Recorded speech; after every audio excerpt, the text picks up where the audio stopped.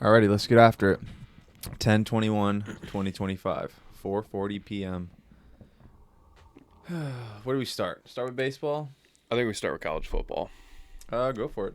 I think we just get it out of the way that Indiana is officially now ranked number 2 in the nation. Yep, Miami Falls. After another great win. Honestly, I mean, they just look so good. So they did. At first, I feel like the first quarter though. Yeah, they were struggling a bit. Yeah, I was like, they're really struggling to find a rhythm. It seemed, mostly just because weather could have definitely played a big part of that.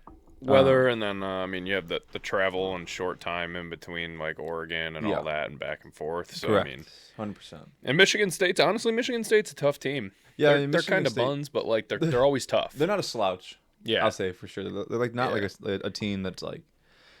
It's not a guaranteed win. There are some games where it's just like, okay, we're gonna handle this team. Yeah. Obviously Sig's coming off of the extension, so obviously got to make that prove his worth, I guess.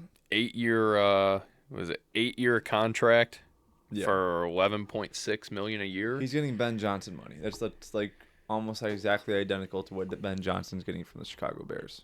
Yeah, and I mean, money-wise, you knew they had to do that shit immediately as soon as James Franklin got fired from Penn State, because it's oh shit, there's already rumble, and I don't think he would leave, but it's they need to just let's just lock it in for sure. I had heard something. I'd seen it on Reddit. So again, how true it is, who knows? But there was someone saying that apparently there's a ton of money for the football program that they just have. They just have. That's why they were able to give him such a big amount, because they just have so much money that basically the boosters have put into it, because they're just we want a competitive, good football team. Mm-hmm. And sure, honestly, again, the fact that they're locking in on Signetti, basically, this is gonna attract higher rated, higher star recruits. It's gonna be huge. I mean, it's gonna be awesome.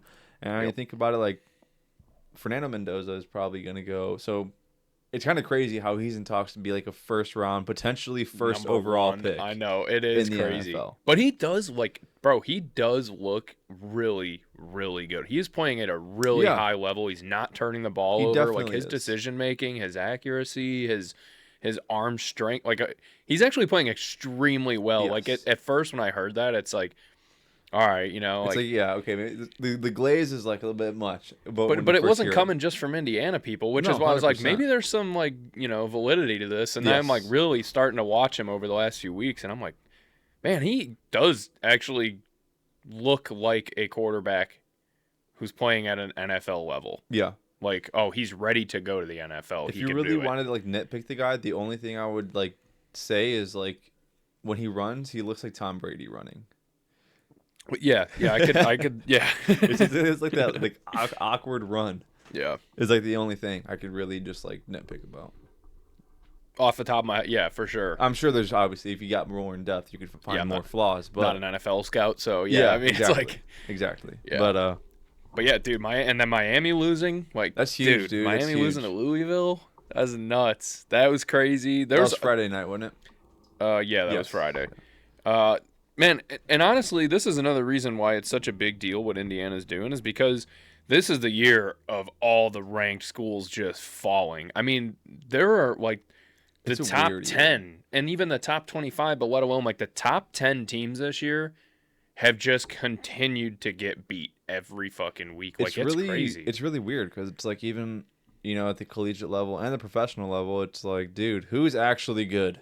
Yeah, right. It's it flips every week. It's okay, it's fun. It's really weird. It's anyone could win this. It's crazy.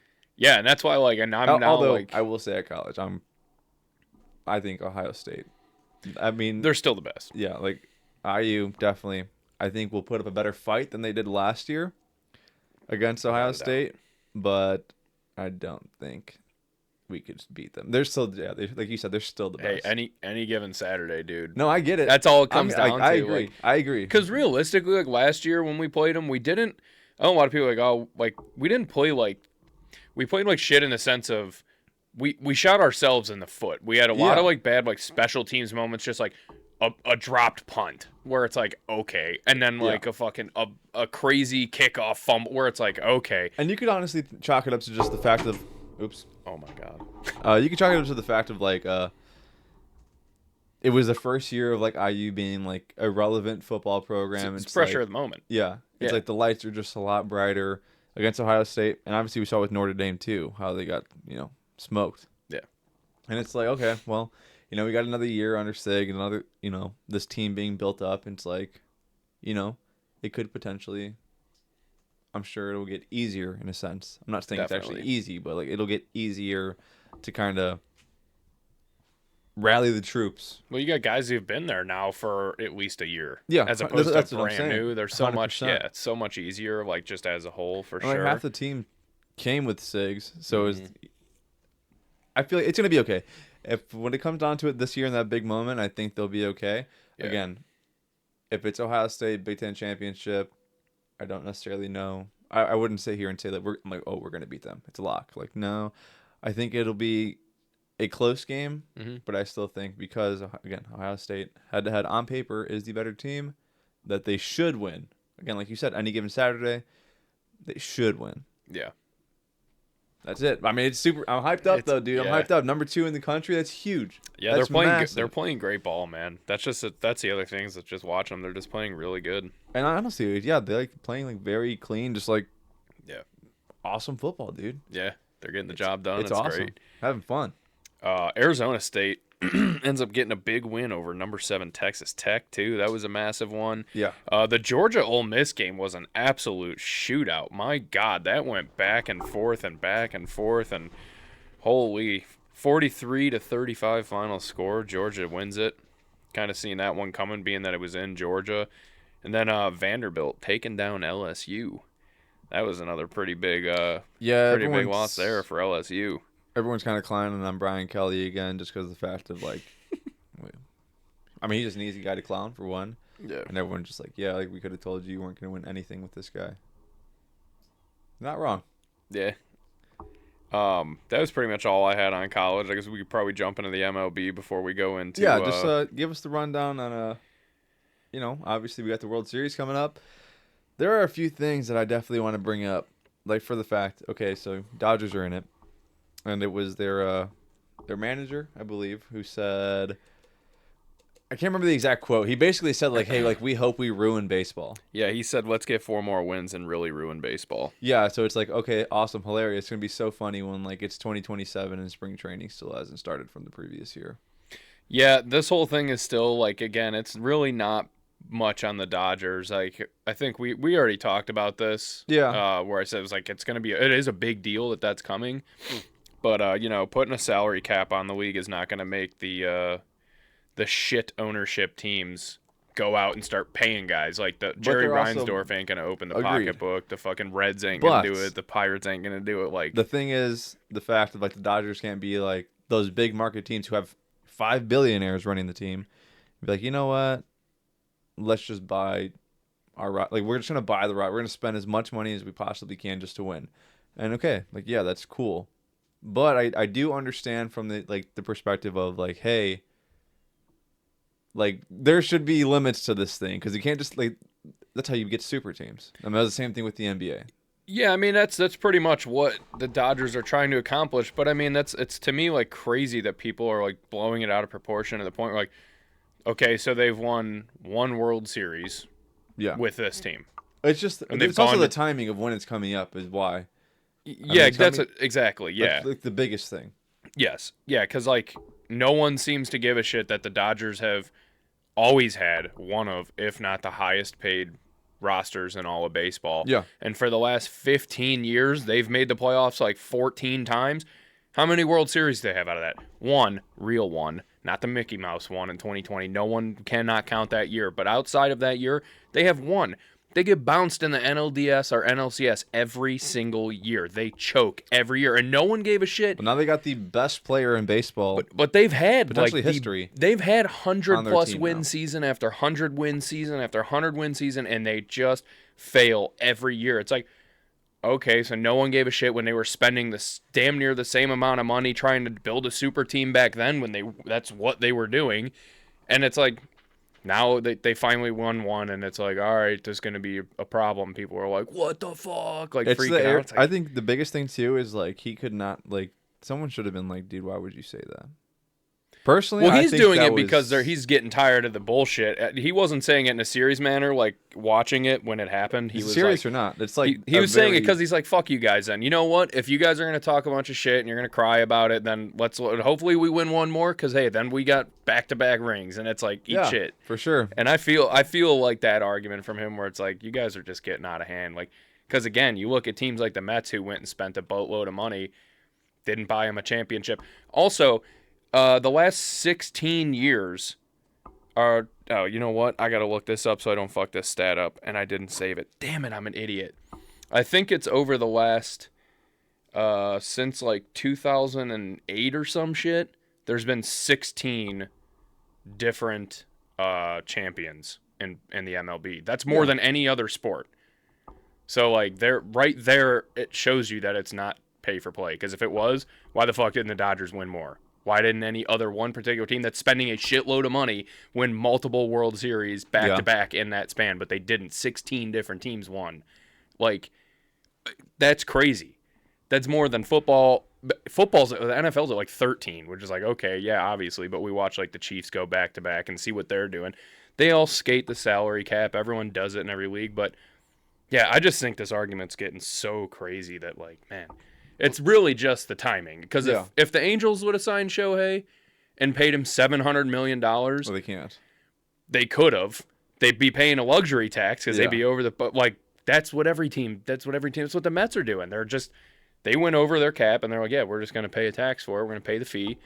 And but if the Angels would have done it and he would have been stuck on some dog shit... Do you guys want to see him stuck on a team that's never going to make the playoffs? Do you want to see the greatest player of all time? Greatest baseball player of all time be stuck on a team that doesn't even make the fucking playoffs ever. Happens all the time. And it's ass, and we all hate it. It sucks watching that, but it doesn't happen all the time to the great, like a guy who's capable of what he's doing or can do. So it's like, you'd rather him rot on some shit team that can't pay him. But you'd rather him be on the Dodgers. But what team does he go to? Because if he's deserving of a $700 million contract, you have now just said any team that picks up Shohei, you guys can't buy any other players because you'll be over the salary cap. So you better just win with just Shohei and whatever you got now. Like, that would be any team's predicament if they would have got him because he's going to get that contract regardless. Yeah. So it's like... So that'd be the same case for the Dodgers. It would be basically if there was a cap is what I'm saying. Yeah. So, like, so a good team that has good players was like, come over here, we're trying to win as many as we can as fast as we can. Let's do it. I don't know if the $700 million contract would also happen if there was a salary cap. Well, that's why baseball might not get played in 27 because that's the other thing that's kind of bullshit. Because now you're gonna tell now who is deciding that players can only make a certain amount of money.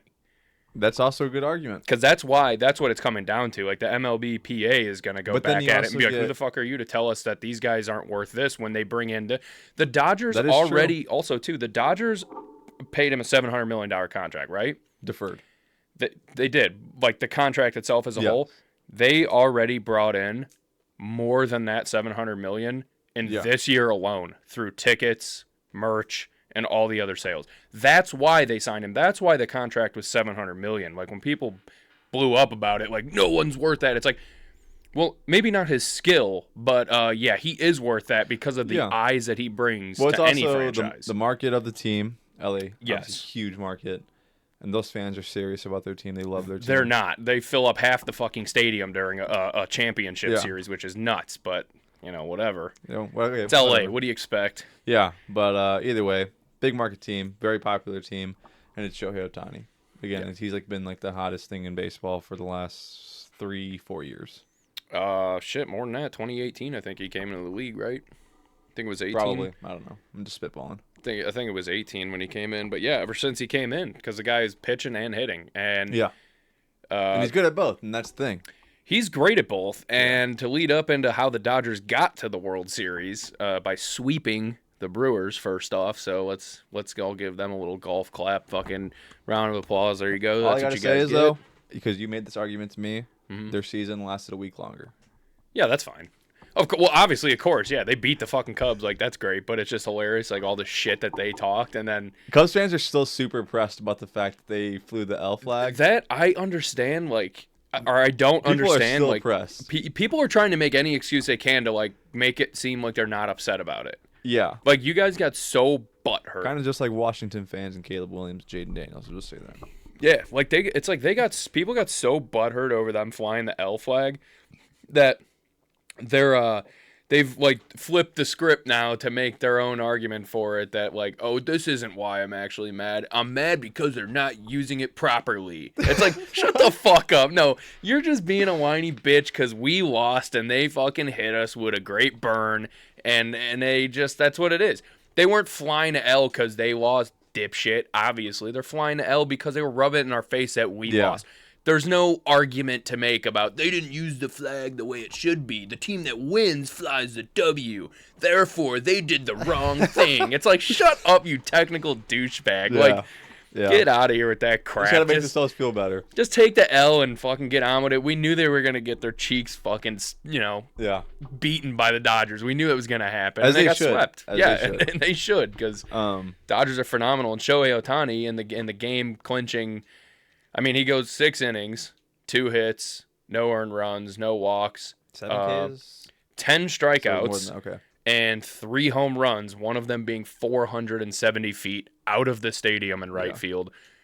My God, is that maybe? I think it's got to be the greatest single game performance of all time. I mean, that's what everyone's saying. There's no way it's yeah, not. everyone's saying that it is. 10 Ks, Yeah. no earned runs, 6 innings. I mean, if he would have just done that pitching wise and didn't even bat, it's like, That's wow, awesome. that's just as impressive as like Blake Snell in game 1.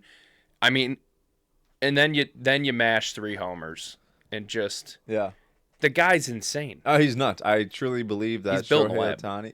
Exactly. Yeah. Yeah, he was not conceived normally. No, there's no way he was, dude. There's no way. So Big Cheeks and the Mariners, Dude, that's another one. they're gone. That was a fantastic series. I mean, it goes game 7. Love that. You gotta love that shit. It was absolutely electric. That atmosphere last night in Toronto had to be insane to be there. I mean, watching it on TV was absolutely nuts as it was, but to be there in person for that, in game 6 though, massive moment. It was bottom of the 8th, tie game 2-2. And this is what people brought up. I seen a Cubs page tweet this out about. So there's a good reason to make impactful trades at the deadline.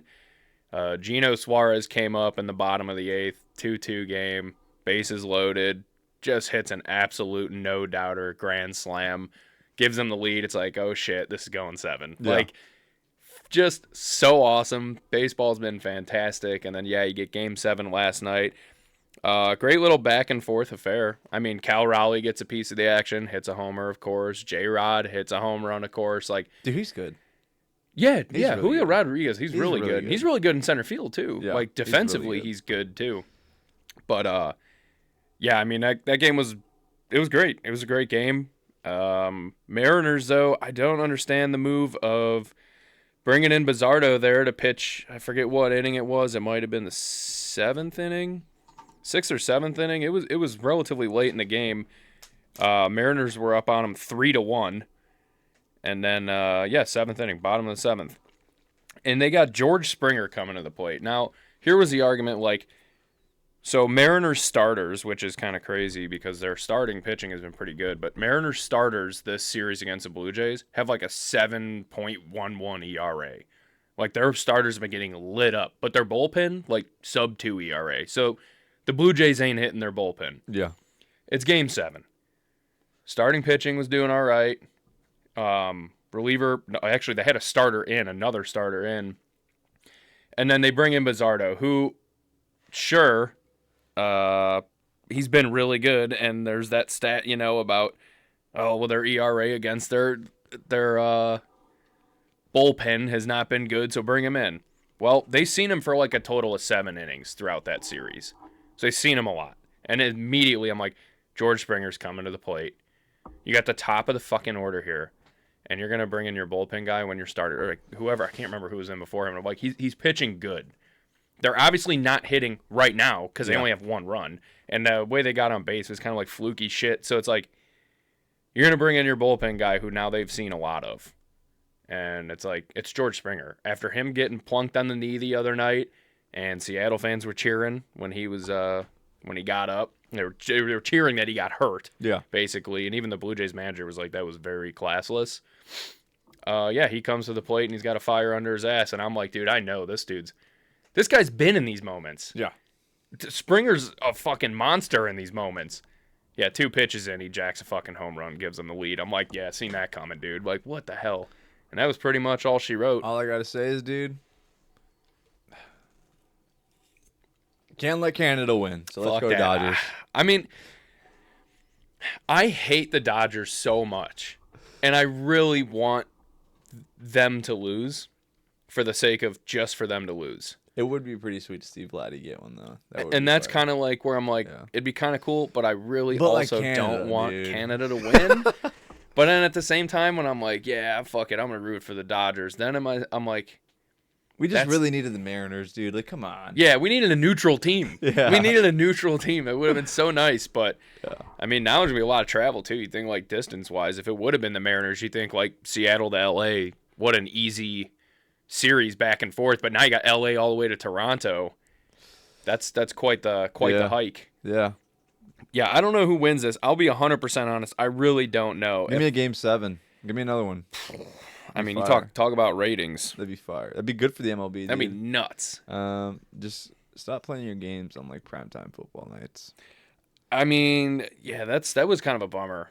Like trying to watch a game 7. Meanwhile, there's a fucking doubleheader on. In the NFL. It's like, what are we doing? The doubleheader was fart fuel, though. I'll admit. Mhm. I watched probably a quarter of the Lions Bucks.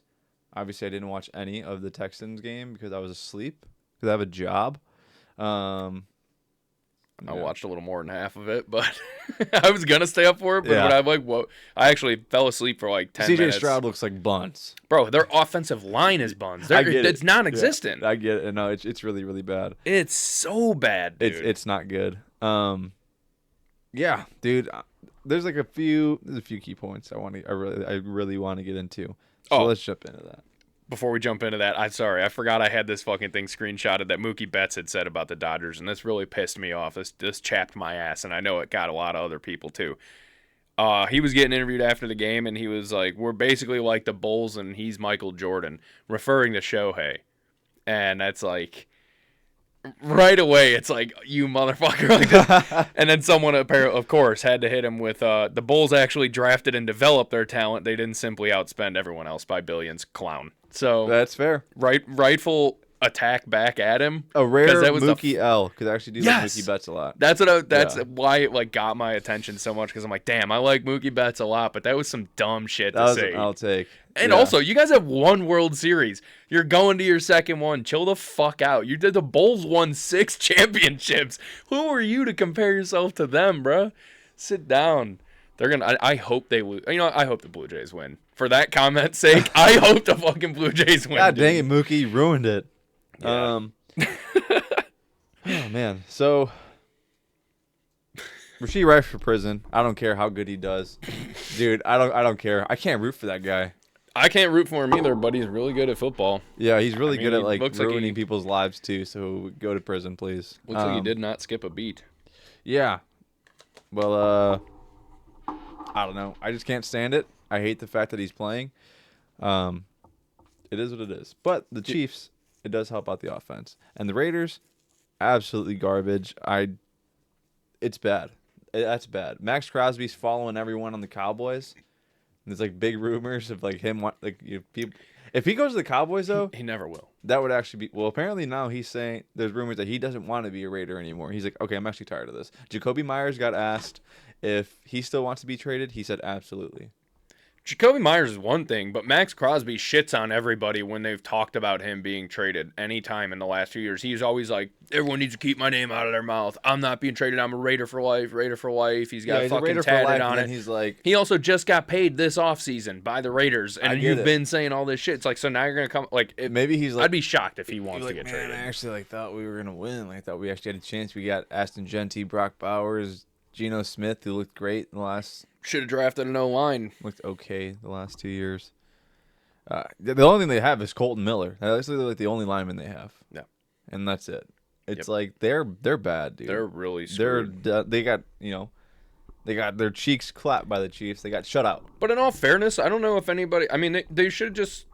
I guess really, like, people just expected them... They should have been competitive this year. No one expected them to be really that good. I think everyone... Yeah. But they should have been competitive. Like, because realistically, they were drafting for the future. They have no defense. They drafted... They got Brock Bowers. They got Genty. They're getting some young talent, like, on the offense. They obviously were going to be like a 2 to 3 year thing where they start building up O-line, defense. They get Geno Smith as like kind of a placeholder. They get placeholder worth $80 million apparently. Which I think that's what they looked at. That's like the Falcons. They're like, placeholder QB, $180 million. Yeah, I think they really looked at the fact when they drafted Genty that they thought like, wow, we might have a chance. Yeah, I think they actually got delusional enough. Like if Ashton Genty is good as he is, if he has no hole to run through, he's not going to do it. I mean, he just can't. I don't know. It's Did you see that? It's looking bleak. Did you see that play in the Chiefs game though? I think it was a fourth down. I can't remember if it was a fourth down or a third down. No, it was a fourth down. Oh yeah. Mahomes, they like line up the same way every single team in the NFL does week after week, and it's like gets up there and he's like, hold on, and then stands up. He's like, this fucking shit never fucking works, man. And then they totally buy it. And then they just snap the ball, get the first down. It's like, I love that. Yeah. I love that move. That's one and done, though. Never going to happen ever again. Everyone's going to be like, okay, well, now we know. No matter what. Don't move. Do not come off guard. Yep. Yeah, that was very funny of them to do that shit, though. But, hey, they covered the 11.5 point spread. That is huge. Was it 31-0? Yeah, that was just not good. Not good at all for them. They fucking lit the Raiders up, dude. Which one's really... Okay, I want to talk about this one. Broncos-Giants. I want to talk about this one because there's some good stuff that literally just happened right before we started recording. Oh. Yeah, good stuff. So, close game. Giants are really good at blowing games. Really good at it. It's awesome. Again, the Broncos don't look great, but they managed to score 33 points in the fourth quarter. Shout out to the Giants for blowing that. Shout out to their kicker. Brian Dable was like, get away from me, you disgust me, because Brian Dable's shaking in his boots every week that he's going to be unemployed next year.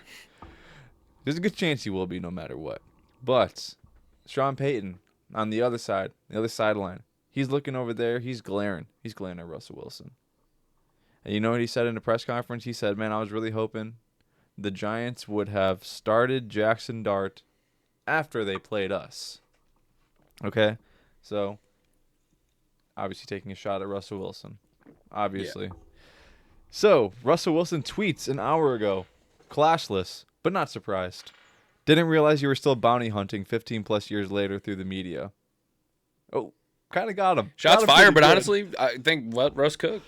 No, I love it. I love it too. Sean Payton's kind of a prick for what he did. They were about to make the playoffs, and he goes, "I want him on the bench." It's like, yeah, you guys are making a playoff run. Like, I get, if you're gonna get rid of him, just get rid of him at the end of the year. Why not at least try and see what you got here? And instead, he's like, "Nope, I'm benching him." It's like you're kind of a dickhead. I'm setting. This is my culture. This is my, what I say goes. Which is fair, but like, wait till the season's over. He just brought you on like an actual legit run to make a playoff push, and then you just shit on him. So I don't feel bad for.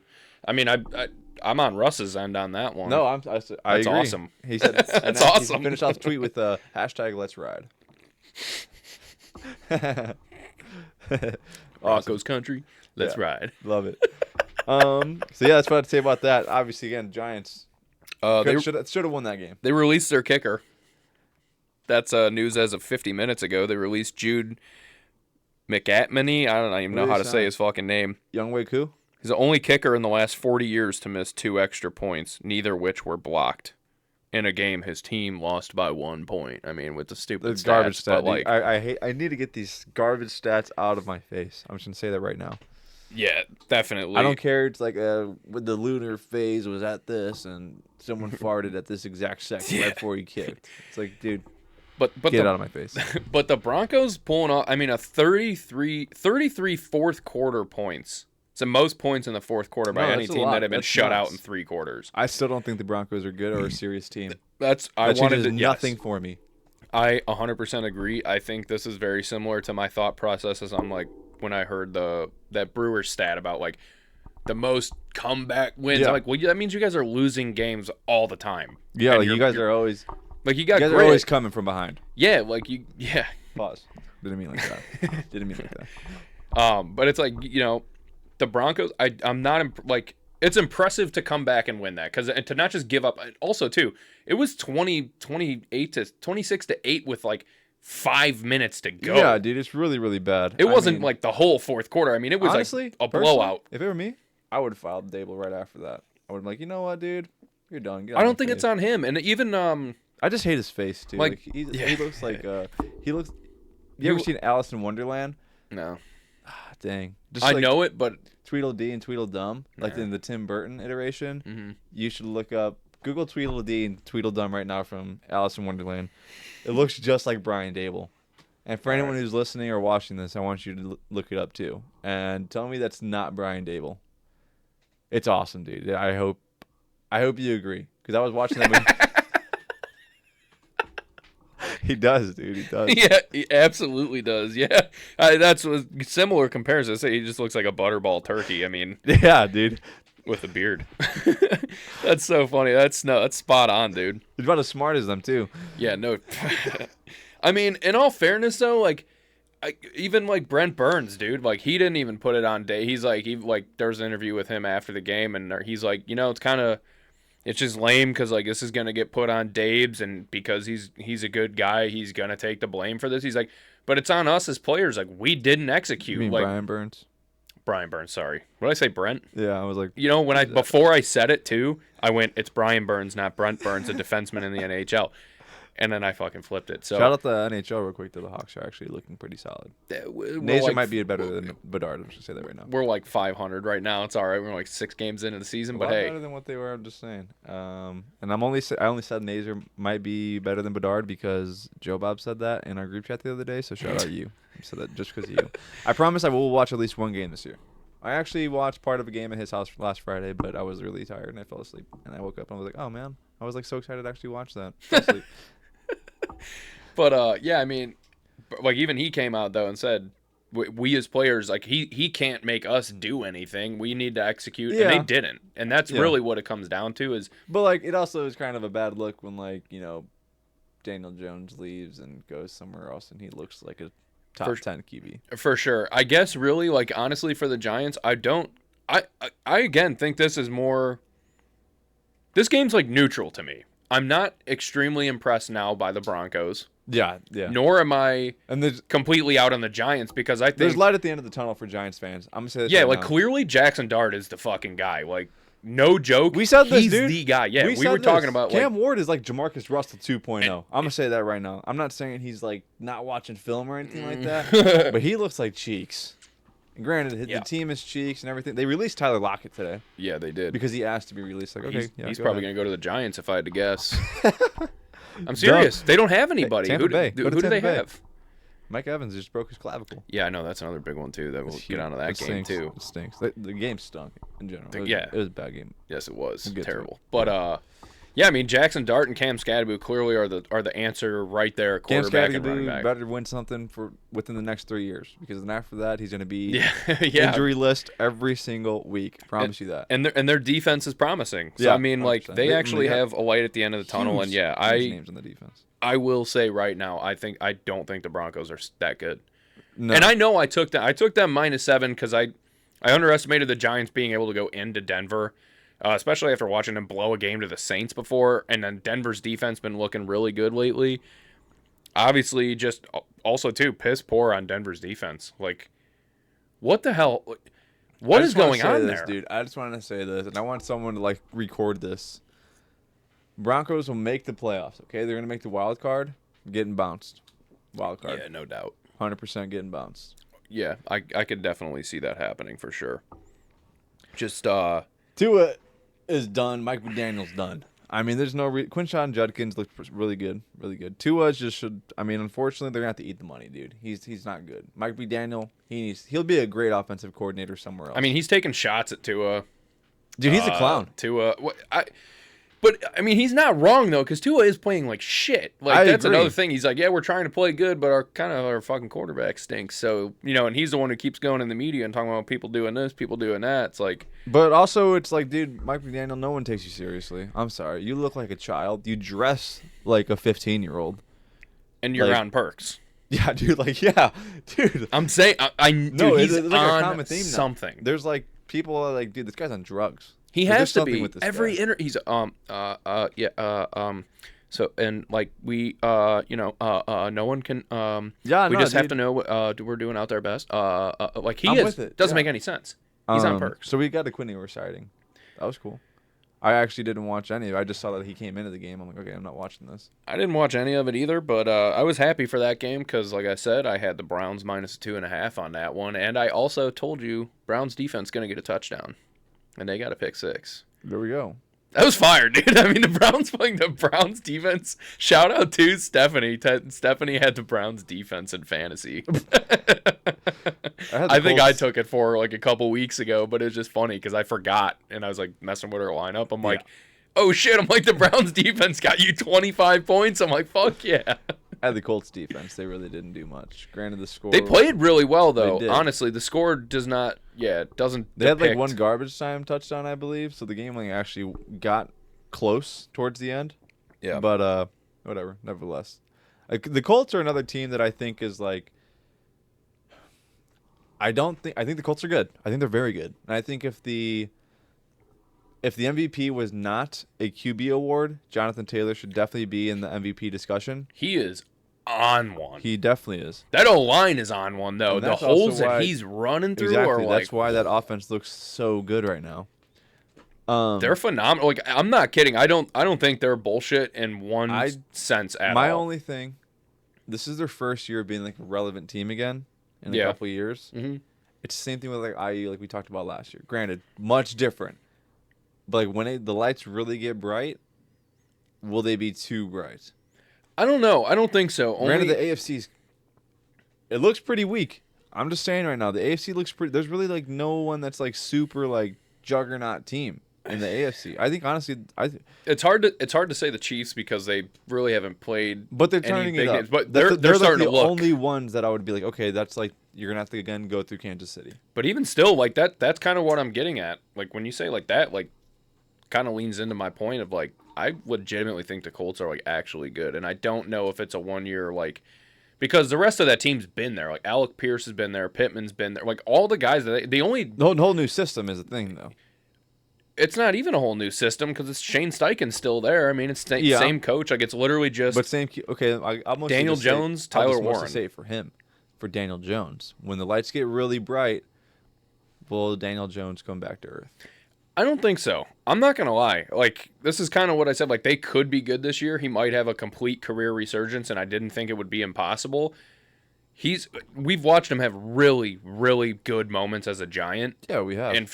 And that's the reason he got paid $40 million a year. He's looked like really, really good, but then there's times where he looks really, really bad. But he's never played this consistent in his career. And also going off of, like, him getting to learn at Minnesota, getting to learn in their system and everything. I mean, and also being humbled, like finally being benched. Like, you got paid $40 million a year. People are talking about how you're shit. And also, no matter how good he's doing here, the pressure on him right now is still probably less than it was being in the New York market. Yeah. Like under the microscope of New York. It's a smaller market. Definitely. Way, yeah. So it's 100%. Like they're doing good and like you're kind of flying under the radar. And honestly, for him, it's got to feel pretty good to, honestly, though, show people up. Like that interviewer at the end of the game, and he's like, we didn't think. Did you see that? I forget who it was asking him. He's like, so we all at the beginning of the year didn't really know what to expect with you guys, and here we are. You guys are at 6-1 now, and you've been playing really good. And is there anything you need to say? And basically, like Daniel Jones like looks at him and goes, well, I mean, I guess I'd say you guys really don't know anything. It's so funny, but he's like. He's right. Like, it's so funny. You guys, like, all just think I'm shit. It's like, you don't understand the actual ins and outs of the situation that I came from. Yeah. So quit hating. And it's like, yeah, all right, he's proven it, dude. And yeah, JT, So he far. is fucking 3 touchdowns again. Yeah. I mean, he is just Awesome nuts. in fantasy. Love it. Oh, you got him in fantasy? Yeah. Ooh, nice. I got him, Javante, and like half the Cowboys defense. I made a really, really big fantasy trade. It honestly fairly even in my Devontae eyes. Adams? We went off. Devontae Adams had his yearly game where he goes absolutely berserk. Yeah, talking about, another piece of shit game. Garbage. I mean, honestly, it wasn't it. The Jags, I know I took the Jags +3. I did not know that game was in London. Neither did I. I don't know how. London game of the year, like the last game in London. In London, but there's still 2 more international games. Yeah. There's a Berlin and Germany, I think. Isn't Berlin in Germany? Am I wrong? Pretty sure it is. I thought Berlin's in Spain. No, you're thinking of Sao Paulo.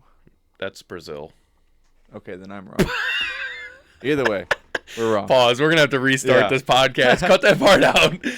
Yes, that is right. Because that was the first game of the year. What are the 2 games that are? There's 2 Either more way, international there is games. a Spain one and there's a one in Germany.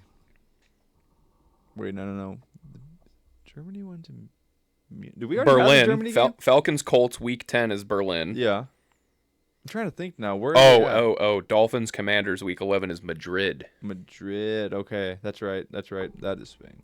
Nonetheless, obviously, that's on me for not looking that up and knowing that they were playing in London for that. I mean, I wasn't ever gonna watch it no matter what. No, but to me, taking the Jags +3 because I was like, oh, they're at home and like Yeah. There's a lot of my logic there. The Rams went there the day before the game, Travis Hunter got his first touchdown. that was sick. That was cool. Good for him. Yeah. But the Jags, I truly don't. They're not good. No, They're bad. not fucking good. They're I know that bad. everyone was like, "Oh, they're 4-2 and they beat the Chiefs." It's like they're not. They're good, fart dude. field, dude. They're bad. They're really not good. Yeah, they're kind of trash actually. Same thing with like the Panthers, dude. It's like you guys either got to be good or you got to be bad, and like honestly, No it's shit. like they're just like so wishy-washy. So obviously in that game, They're happy for themselves. They're winning games. That's good Yeah. for them. They're winning some games. I like that. But Shout yeah, out they're that podcast that like shut down like the second week when they're like, we just can't keep doing this with this team. I was thinking about that the other day. I'm like, that's hilarious. So Justin Fields gets benched in this game. That's really all I have to say about it. Jets are now 0-7. Yeah, they're done. They're cooked. They obviously might not win a game this year. Yeah, legitimately. Patriots look good. Titans look bad. Patriots get rolling. There you go. I mean, I have nothing else to say about that. Cam Ward is not looking great. He had a Will Levis turnover. Will Levis-esque turnover. Yeah. Maybe it's just whatever is in the locker room there in Tennessee that they're just like making Looney Tunes plays. Like it's crazy. I don't know, but Drake May is also. I mean, this kid legitimately needs to be. I mean, he might win. Well, he's not a rookie, I guess now. I know people are talking about him being an MVP conversation. I honestly, if he keeps it up, be in the MVP as long as they keep playing consistent. Because again, like I said, no one looks like stellar. Yeah, it's going to be really hard, right? It's really hard right now to tell because, yeah, I would say it's probably between, like, Mahomes. Legitimately, it's got to be. He's got to be in the conversation. I know we talked, like, some shit before, but honestly, he's the reason that fucking team's alive. I mean, he was their leading rusher going into this game. I mean, the guy's doing what he... Pacheco looks like buns. Yeah, like, their O-line is buns. So, I mean, he's been doing what he can to keep that team and put it on his back. Yeah. So I mean, it'd be like between him. I would say Daniel Jones should be up there for MVP talks. Like Matthew Stafford, he's having a really good. Yeah, Stafford honestly should be in talks. Yeah. Darnold, I don't know quite yet, but like Drake May, definitely. I don't think it's crazy to talk about him. So, considering they used to have Tom Brady on their team, Drake May set a new franchise record for the Patriots, highest single game completion percentage. With a minimum of 20 pass attempts, 91.3 completion percentage. Previous record was held by Brady at 88.5%. Yeah. I mean... Let's put him in GOAT conversations. Yeah, that might be a little much, but... I'm like mocking the stat. Yeah, it's a lame stat. But I mean... Well, not really. I mean, he went... it is awesome. It is cool that he was like 21 to 23 for 222 yards and 2 touchdowns. Also had 8 carries for 62 yards on the ground.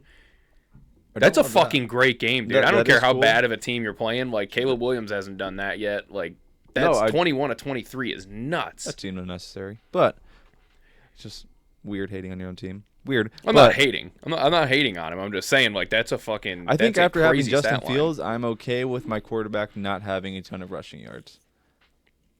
Yeah, it's not even the rushing yards. There was like a smoke there with Justin Fields where it's like, well, dude, he's really athletic. He can run. And it's like, actually, screw that. I want this guy to throw. Yeah. Kind of like the Eagles. Because Jalen Hurts, he started throwing the ball.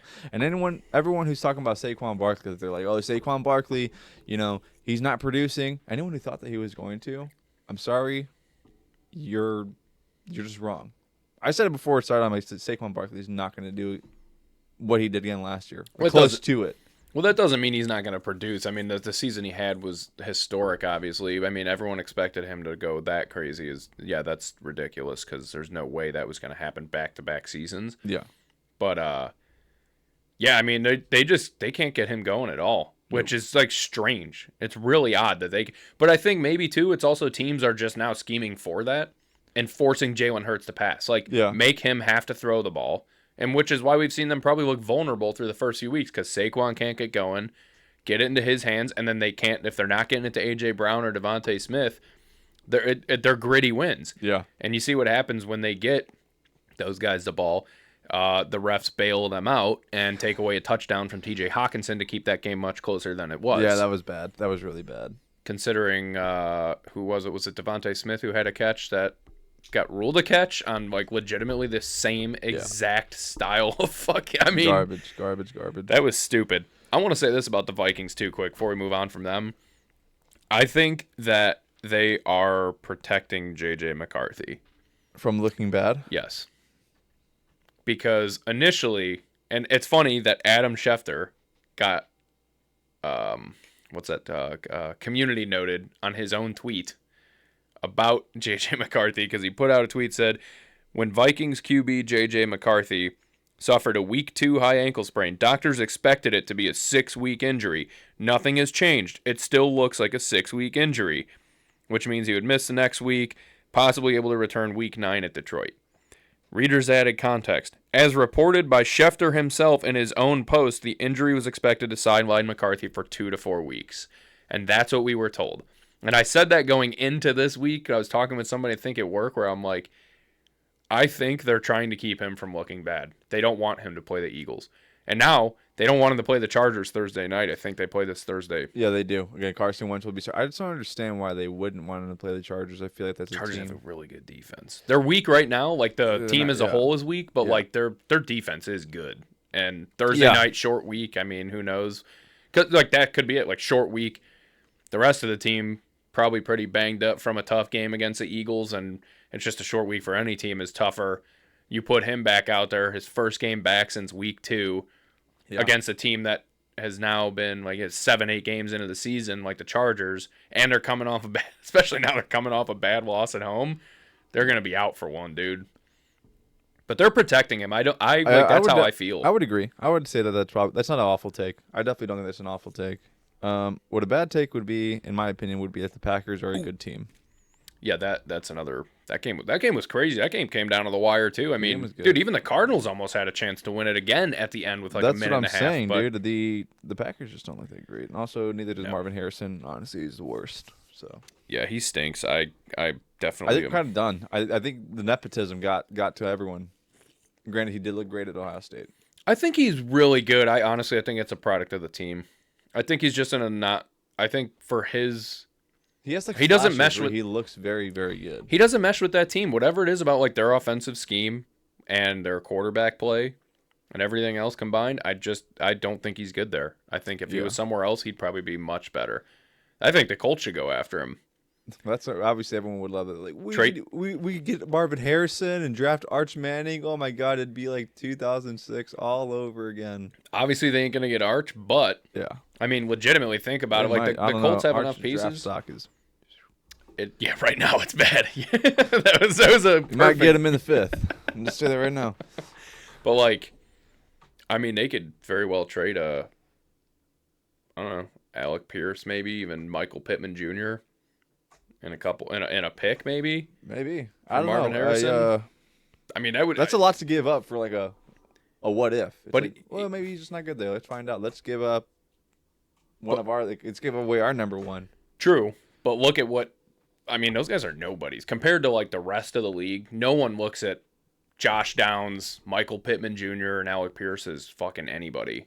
Like they don't get talked about ever. I actually got into a debate at work today, because one of the guys was like, "Oh, who should I start? I can't remember, someone or this Downs fella," and my foreman, he's like, "This Downs fella, that's Josh Downs." I'm like he's not that great. Like he's not. He's like, really? He's like, I would take the Colts receiving core over the Bears receiving core any day. I'm like, I just think that's a bad take. He's like, what? And then obviously another guy, he's like, he's a Colts fan too. He's like, terrible take. I'm like, well, I want to pull up the stats. I'm like, both the numbers don't lie. Yeah. Well, obviously, DJ Moore is better than Michael Pittman, stat-wise, numbers-wise. Romo Dunze is pretty equivalent to Alec Pierce. And then Josh Downs is kind of, I don't really know. It would be Olamide. But a wide receiver 3 is like, I don't really care. Yeah. It's okay. But that's kind of, like what I'm getting at. Like, they don't really have a... I've said that for a while, but dude. they're good. Those Their guys number are... one receiver on the team right now is Tyler Warren. Yeah, and Tyler Warren's a beast. Yeah. But nonetheless, Marvin Harrison not doing it there, and the Cardinals, they're stinky. They blow yet another. I think that's our 5th consecutive loss in the fourth quarter, they just turn blowing the a ball over, lead. dude. They turn the ball over, like when you shouldn't be turning, like in times where you can't. Yeah. But yeah, I don't know. I forgot to mention one name when we talked about MVP status, and I'm kind of shocked that I forgot it, and also disgraced that I forgot it, but I got to give him his flowers. Fucking Dak Prescott. He probably actually right now is MVP. No, Dak Prescott's looking great. I was gonna bring that up right now. So Jaden Daniels goes down, and he's gonna be down again for probably another week or 2 at least.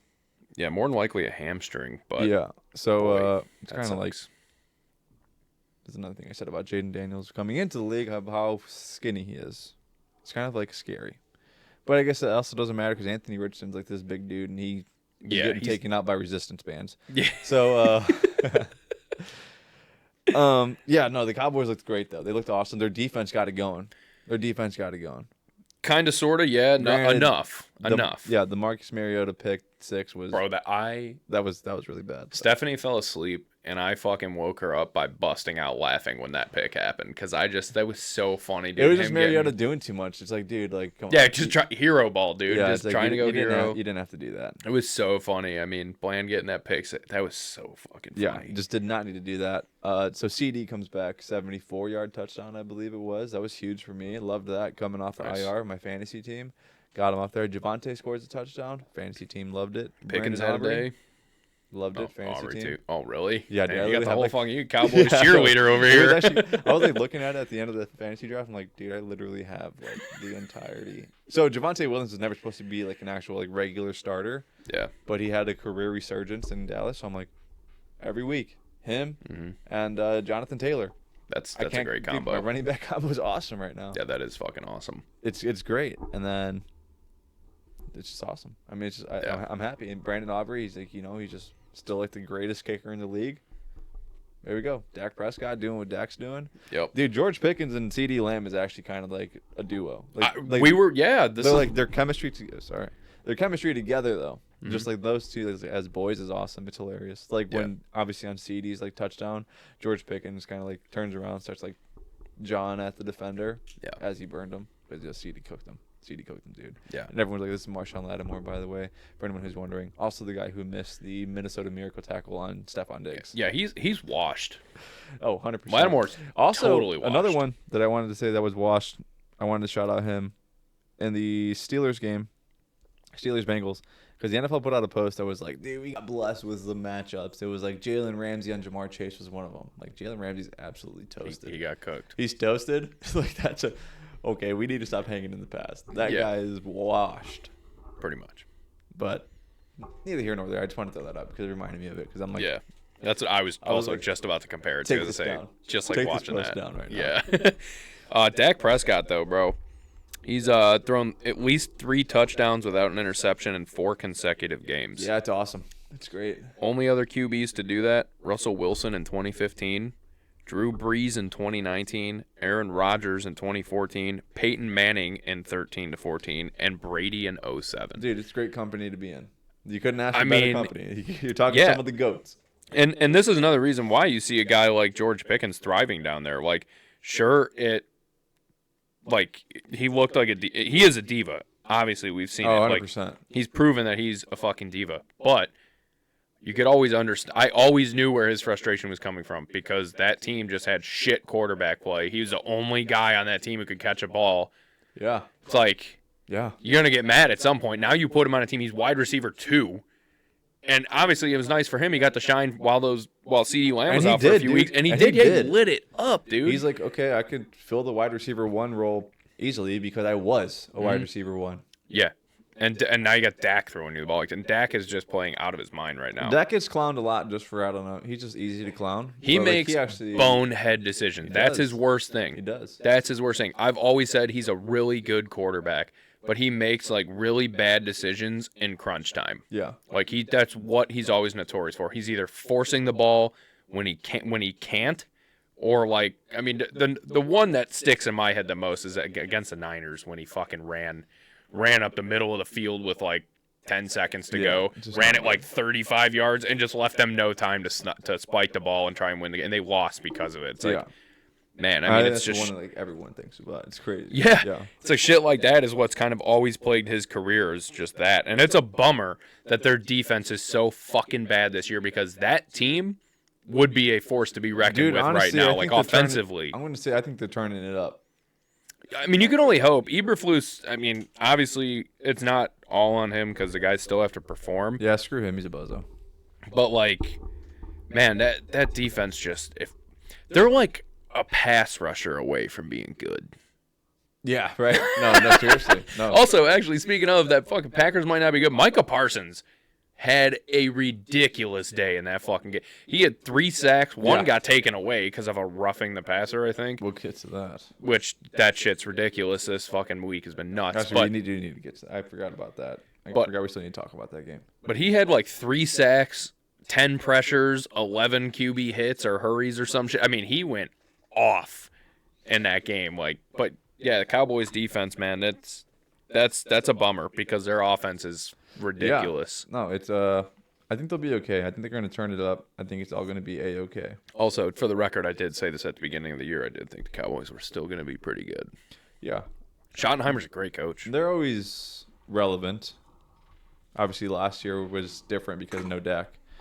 But Falcons-Niners, I really couldn't force myself to be entertained by this game. Yeah, that was another ugly one. Everything Sunday night on was pretty... I didn't care. It was kind of boring. I mean, it's CMC show. Yeah. And once again, everyone was like making a big deal because Kittle was back, but it's like...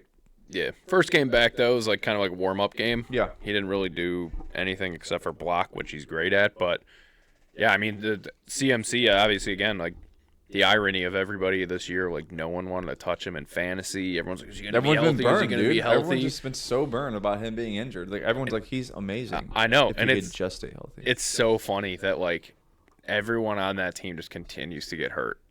Yeah. And meanwhile, he just fucking, he's doing what he's done, what he did 2 years ago. I stay healthy, and everyone wants to just drop like flies. Yeah, no shit. I mean, the guy puts up 200 yards from scrimmage, 2 touchdowns. I mean, he has 24 carries for 129 yards, 7 catches for 72 yards. He is their offense. Yeah. And Kendrick Bourne obviously is their offense a lot too, but not so much the other night. The Falcons, that was another one that kind of shocked me, that game. I'm not gonna lie. I'm kind of shocked that they weren't able to really do shit. I mean, Bijan didn't have a terrible day, 100 yards from scrimmage and a touchdown, but, like, man, I thought their defense was going to be able to, after what they did to the Bills, I thought for sure, like, the game plan's going to be stop CMC for sure. Yeah. And then we'll be able to handle the rest, and they just, like, stop everything else, let CMC go and do what he does best. I don't know, that was crazy.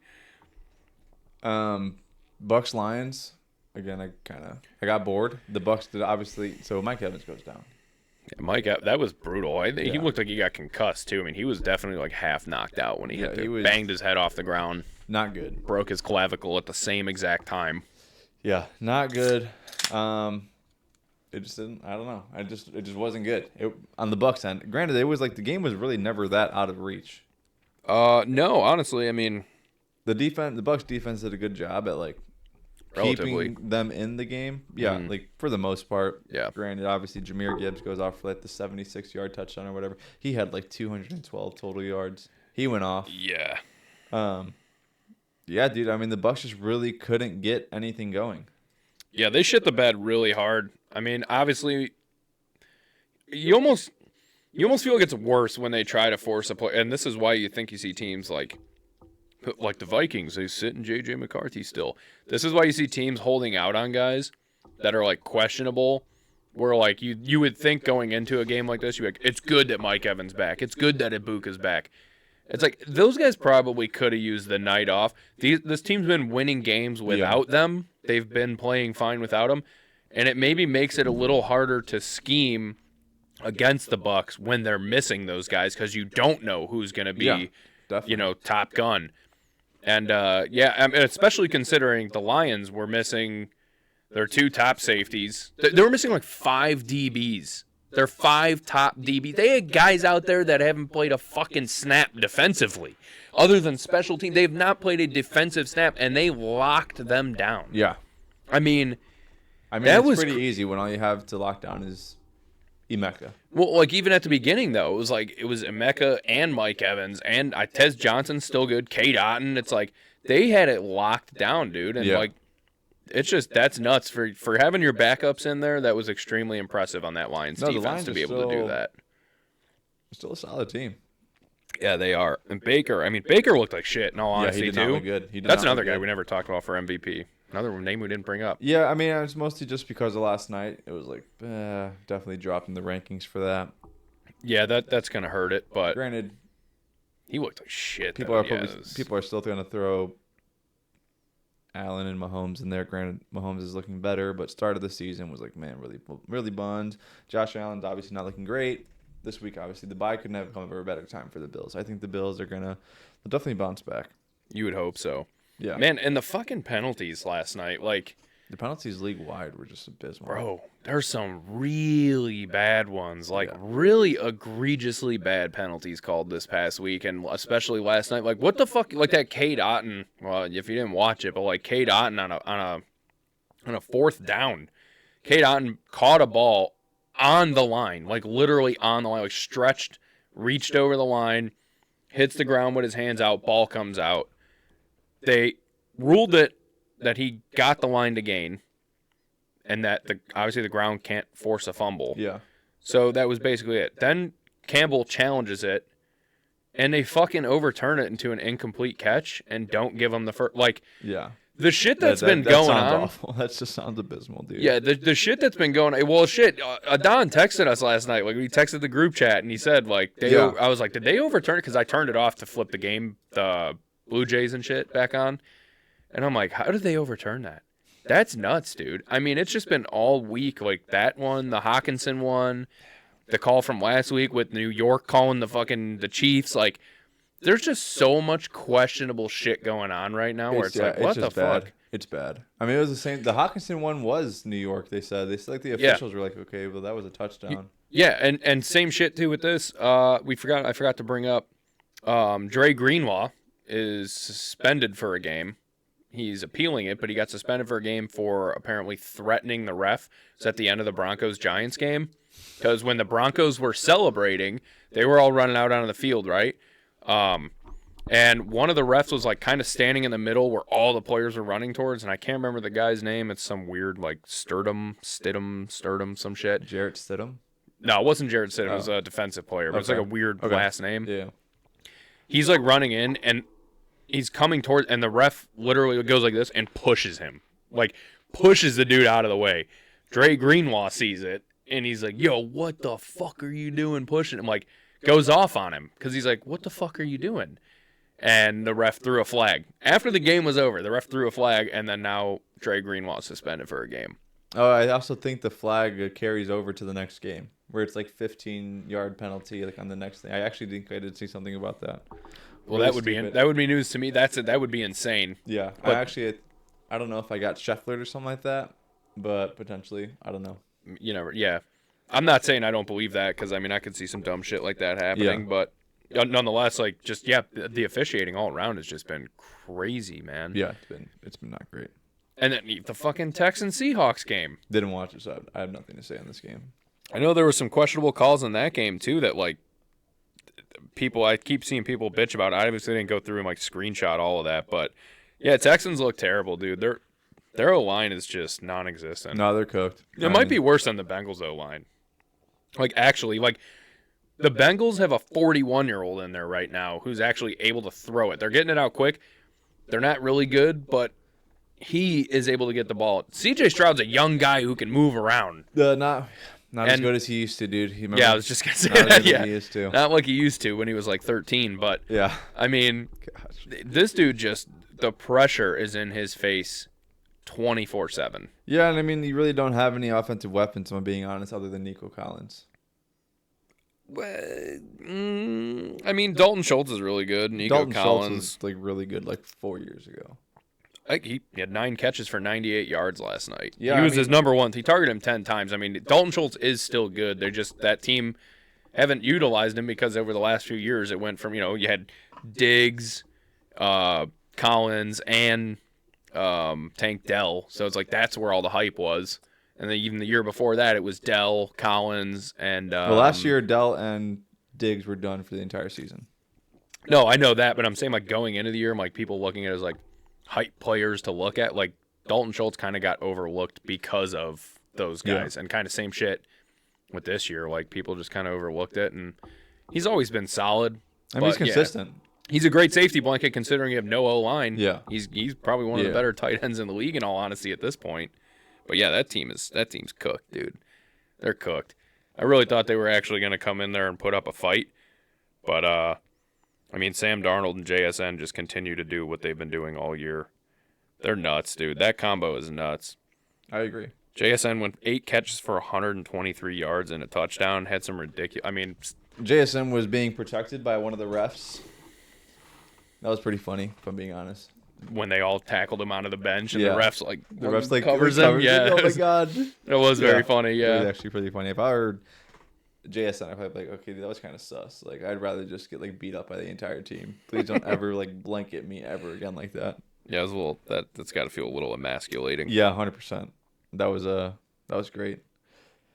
Yeah, dude. Honestly, it's finished. Well, what else you got? Oh, I was just gonna say, all in all, went not terrible this week, but 7-8 on my picks. That is terrible. That's losing.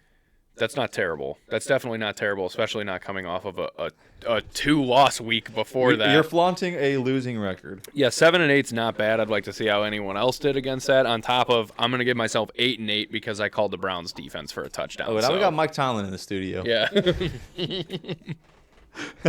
No losing record, dude. Through the only 2 weeks that we decided to mention anything about keeping track. But no, that's fine. Yeah, that's cool. And then really quick too, before we make our picks on this Thursday game. Yeah, I'm talking about the Bears game. I don't care about Thursday. Oh shit, yeah, fucking Bears game. We didn't even talk about the shitty ass Bears game, dude.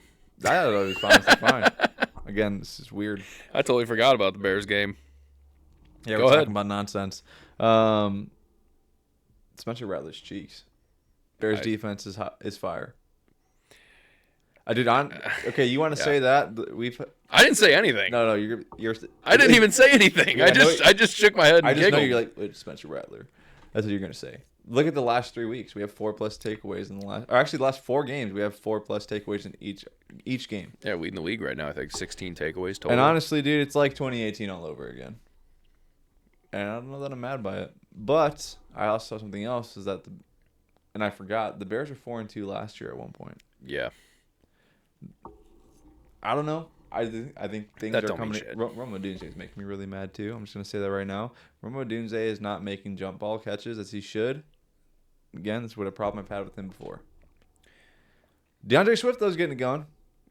The O-line's getting it going. The O-line is getting it going. If I have to say anything, I think it's our O-line has been so impressive more than anything else because that's their biggest complaint we've made since like Jay Cutler's been here. And they've been facilitating everything that's happening. Like they're facilitating the run game getting going, the holes that are opening up, the blocking on the second level, like everything in the run game's going good.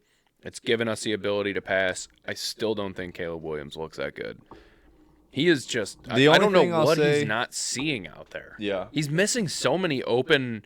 It's like it's clearly a timing thing. Obviously, like a lot of Ben Johnson's system is timing related. Yes. And he just like can't pull the trigger when he should be pulling the trigger on certain throws. I'm still not scared that he's going to be bad. I think he'll be okay. Definitely not. But yeah, I don't know, dude. I lost my train of thought. What I was going to say. Oh, talk about officiating though. Colston Loveland, they called the offensive pass interference. That was atrocious. Yeah. The Montez Sweat thing was in the Commanders game, actually. The one I was thinking of. Or no, it was Jaquan Brisker this time. Again. Yeah, same thing. Right? He like jumps up, he's swatting at the ball, and his hand like comes and just like slaps his helmet. And it doesn't like actual like slap on it. It's like glazes the back of his helmet like 15 yards. Yeah. You roughing the passer, dude. Yep. But Kyler Gordon did get his first sack of the season. So that was pretty cool. And he kind of smacked Spencer Rattler's cheeks on it. Yeah, again, didn't have much to say about it, but it was super cool. And this, Kevin Byard with another pick. Yeah. So, I mean, I think he has 4 right now. He would have had 5, but Tremaine Edmonds, Wright, too. That was a badass pick at the end, too. I mean, it was sweet. It's awesome, dude. I mean, the whole TJ Edwards is lighting it up, too. That dude's a beast. Yeah, dude. Like, they're just getting it going. And they are. Dennis Allen, what do you know? He's a good defensive coordinator. And he's really upset at the Saints. And I forgot that going into the game, too. I totally forgot. Like, it was kind of a revenge game for him. Yeah, like, what the hell, dude? He got the game ball after it. Yeah, that was sick. Also, I want to say that is something I know we probably talked about it in the first week or two when the first video came out.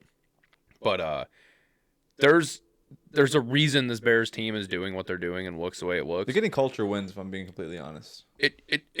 There is a culture now. Yeah. This is something every time I watch that video, like, I do think they're still kind of corny. It is like corny. Watching it's the like good, better, best. Yeah, like you guys know the cameras are in there. Yeah. Like, it's like very like what are you supposed to do when there's someone standing there with a fucking giant camera on your face? Like they're like, why isn't this guy getting hyped up? Yeah, yeah. Huh? Like of course, but at the same time, it's like this isn't shit you've ever really seen from ever. In my life, I can't remember this with the Bears. 2018, they had the club dub. Is like when they would win, they had like they would like party in the locker room, and that was cool. But like, it wasn't the same. No, everyone kind of got tired of Matt Nagy. Like that guy blows ass. Screw that guy. Yeah, because it didn't feel real. Yeah. This doesn't just feel like a Ben Johnson is like, the hype coming into the year where it's like Ben Johnson's gonna be a hard ass and he's gonna do this and he's like I'm gonna set the tone and everyone's like we'll see. This now that we're 7 weeks into the season. And we've seen what this team can do. Yeah.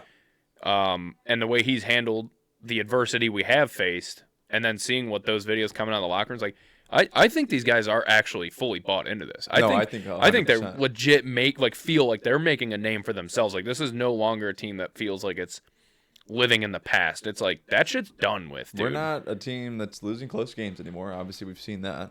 Like those going to our favor now. I don't know.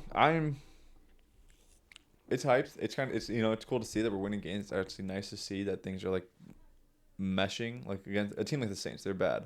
That's a team that you should beat. Exactly, we're beating by the team, 2+ scores. Yes, and we're doing that. Yeah, and so hopefully things get better. Hopefully Caleb Williams can play more consistently. That's my biggest thing is like I want just like a more consistent passing game. I'm not saying do I think he has a potential? From my eye test, I'm not an NFL scout like we said at the beginning of the show, but do I think he could be a superstar in the league? Absolutely. That was also all the hype, whatever.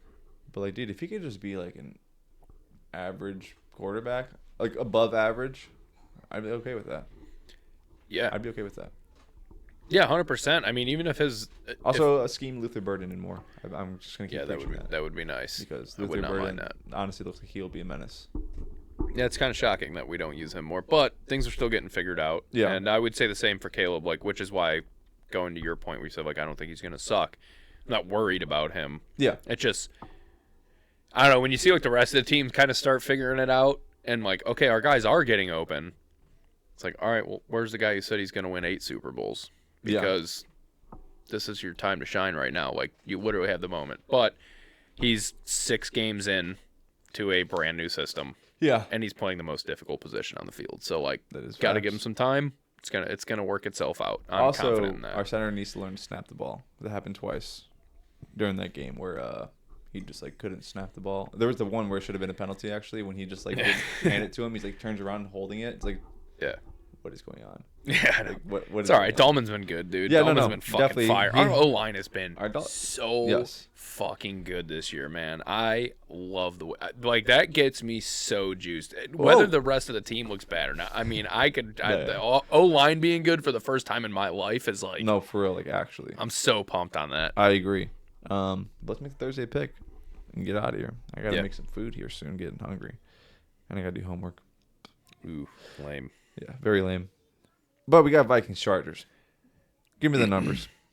Well, we know we got Carson. Well, Carson Wentz is questionable with a shoulder injury, but yeah, he's gonna play. We know he's gonna end up as a starter. Yeah, we know he's gonna end up starting. Yeah.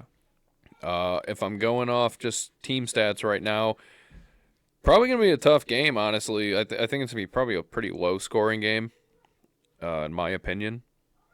But I'm going to look up the lines right now and tell you really quick. I do believe the Chargers were favored by 3.5, if I'm not mistaken. And I don't hate that. Honestly, what I was going to say, give me the Chargers. They're favored by 3. They're at home. 66%. Also, that was another thing, too. The public finally got its win this week. They broke even, I think, or they beat it by 1. I remember last time I said when the public had bet anything that was more than a 60% public bet, they were like 15-36. They ended up winning last week, so the public kind of got a little bit back at their money. Heck yeah. 66% of the money is on the Chargers to cover. I'm going to take the Chargers. I think the public's got this one right. I agree. The Carson Wentz experience making its way to L.A. Yeah. They lost. They had a good, honestly, again, without that T.J. Hawkinson shit happening, like that game, they didn't get blown out by the Eagles. Granted, they let A.J. Brown and Devontae Smith both go for over 100 yards. Yeah. And Jalen Hurts throw for over 300. They didn't get blown out by the Eagles by any stretch. It was a 5-point game. Yeah, like it was pretty damn close. Yeah. So, that's probably capable of keeping it close here too, maybe, especially against the Chargers defense that obviously battered Chargers O-line. Yeah, and the battered O-line, Brian Flores loves to blitz. I'm not sure about this year what the stats are, but I know like last year he blitzed more than any other coach. Yeah. In the league, but I definitely think Chargers are going to cover the 3 here. They got to get a win. They got to. After watching them, they're sitting at 4-3. The Broncos coming off a massive win against the Giants. Chiefs coming off an absolute belt to ass against the Raiders. Yeah. I mean, they got to stay relevant. They got to make it to 5-3 because if they drop to 4-4 and lose on Thursday night to the Vikings at home, starting off the year, first 2 games, the Chargers were they beat their division. Yeah. They beat their division 3 games in a row. Yeah, and then the Colts come into town and blow their doors off and embarrass them. It's like they got to get a big win here, man. And especially in a primetime game too. Yeah. No, but I love that. I do love the Chargers pick. The total's at 44.5. I think I'm taking the under. Just in my opinion. If I'm being honest. Yeah, 44.5 is not a lot of points. Mm-mm.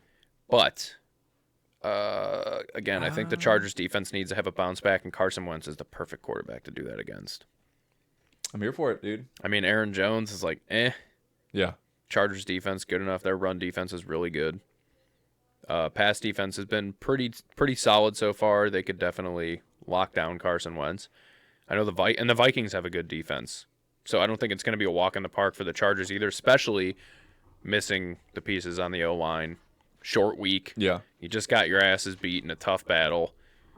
But yeah, I still think the Chargers cover the 3 points. I love it. And that's great.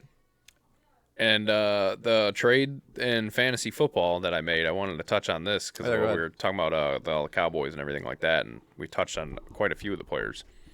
So I ended up trading Jahmyr Gibbs and Cam Skattebo for George Pickens and Trey McBride. It was a pretty fairly even trade, actually. Considering my running back room was Josh Jacobs, Jahmyr Gibbs, James Cook, and I currently have Rachaad White, who's RB1 for the Bucks. Okay. So, like, my running back room is not missing anything. Wide receiver-wise, I don't have shit. Yeah. So, and tight end, I mean, I had like Kyle Pitts and Evan Ingram, which they're scoring 9 points a week, barely. So, Kyle Pitts has been doing better. yeah, he Not has great. been. He definitely has, and Yeah. that's why I like him. I think I'll probably end up dropping Evan Ingram to waivers here in a Yeah, I minute. definitely think. Yeah. He's kind of useless, and I don't trust the Denver's offense. Yeah. But yeah, I mean, Trey McBride got me like fucking 28 points this week against the Dude, he's their Packers, so number that one it's, receiver. like saved my ass. Yeah, and that's why I was like, you know what? Because it Yeah. comes to worst, I'll fucking drop Marvin Harrison to waivers as long as I got someone. I'm telling you. I got number one wide receiver that's there. The move. It might be the move. Get I'd him like out to. of there. I'd like to trade him for at least somebody, but I'll have to work You're something gonna out here. get like Tyrone Tracy for him. That's all you're gonna get. Straight up. But Yeah. on that note, guys, we're gonna get out of here. Get some food in our system. Yeah. Don't forget to like, comment, follow, share, subscribe. Spread the good word. Spread the kindizer word. Yeah. Tell Tell your friends. your friends. Go Dodgers. Go Bears. We'll see you on the next one. Thanks.